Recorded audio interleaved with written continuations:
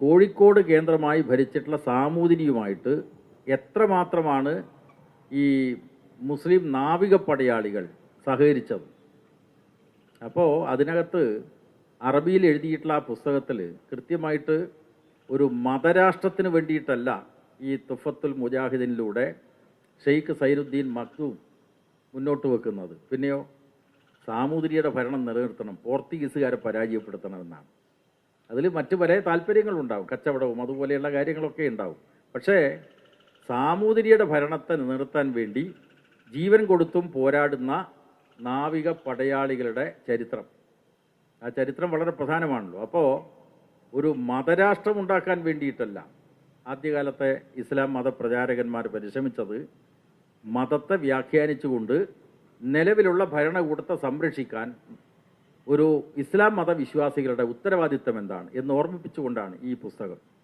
അതും അതിനകത്ത് പറഞ്ഞിട്ടുണ്ട്. അപ്പോൾ സമകാലീന പ്രസക്തിയുള്ളതാണ്. ഇന്ന് ഇസ്ലാമിനെ അടിസ്ഥാനപ്പെടുത്തി രാഷ്ട്രമുണ്ടാക്കണം, മതരാഷ്ട്രമുണ്ടാക്കണം എന്നൊക്കെ വാദിക്കുന്നവർ ഇവിടെ പ്രവർത്തിക്കുന്നുണ്ടല്ലോ. ജമാഅത്തെ ഇസ്ലാമിയെ പോലെയുള്ള സംഘടനകളുടെ ലക്ഷ്യം എന്താണ്? മതരാഷ്ട്രമാണ്.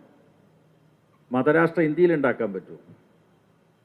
ലോകത്തിൽ അത് പ്രായോഗികമാണോ?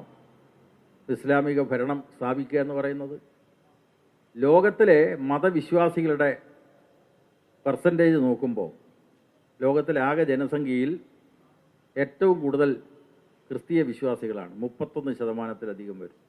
ഇസ്ലാം മതവിശ്വാസികൾ എനിക്ക് തോന്നുന്നു 24%. ഹിന്ദുക്കൾ, ഹിന്ദു എന്ന് പറഞ്ഞാൽ ഒരു മതമേ ഇല്ലല്ലോ എന്നാണ് ശ്രീനാരായണ ഗുരു പറഞ്ഞു വെച്ചത്, 15% വരും. അപ്പോൾ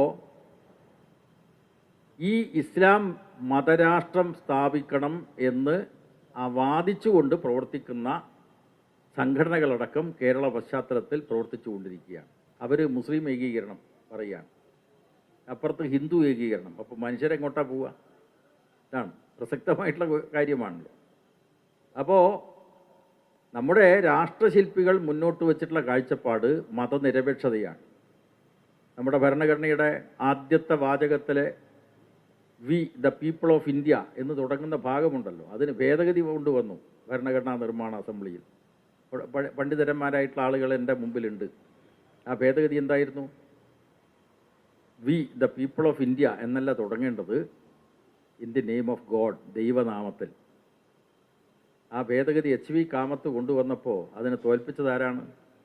നിരീശ്വരവാദികളല്ല, വിശ്വാസികൾ ഉൾപ്പെടെയുള്ള, ദൈവവിശ്വാസികൾ ഉൾപ്പെടെയുള്ളവർ വോട്ട് ചെയ്തിട്ട് ആരെ തോൽപ്പിച്ചു? ദൈവത്തെ തോൽപ്പിച്ചു. എന്നിട്ടാണ് ഇന്ത്യയുടെ ഭരണഘടന ഉണ്ടായത്.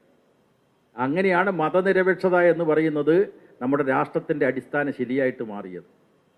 അതിനെ വെല്ലുവിളിച്ചുകൊണ്ട് ഒരു ഭാഗത്ത് ഹിന്ദുത്വ രാഷ്ട്രത്തിനു വേണ്ടിയുള്ള മുറവിളി, ഹിന്ദു രാഷ്ട്രം സ്ഥാപിക്കുമെന്നുള്ള പ്രഖ്യാപനം, ഇപ്പുറത്ത് അതിന് ബദലായിട്ട് മുസ്ലിം ഏകീകരണം. ആ മുസ്ലിം ഏകീകരണത്തിൻ്റെ മുദ്രാവാക്യം പ്രാവർത്തികമാക്കുന്നതിന് വേണ്ടി പ്രത്യക്ഷമായും അല്ലാത്തതുമായിട്ടുള്ള നിരവധി പ്രവർത്തനങ്ങൾ നടക്കുന്ന സാഹചര്യത്തിലാണ് എൻ്റെ ഈ പുസ്തകം വന്നിട്ടുള്ളത്. അതിൻ്റെ ഭാഗമായിട്ട് മലബാർ കലാപത്തെ സംബന്ധിച്ചും ഞാൻ വിലയിരുത്തിയിട്ടുണ്ട്.